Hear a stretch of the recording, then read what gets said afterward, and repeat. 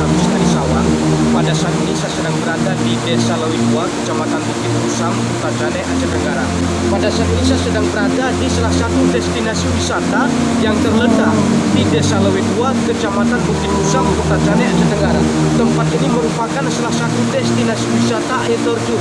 Tetapi pasca banjir bandang, sekarang tempatnya sudah jadi porak-poranda, hancur, dan bisa kita bilang pada saat ini masyarakat Tokyo sangat was-was, tidak ada yang tenang mengingat sekarang kondisinya masih hujan dan masyarakat tidak berani naik ke kebun, naik ke gunung mengingat akan terjadi banjir susulan.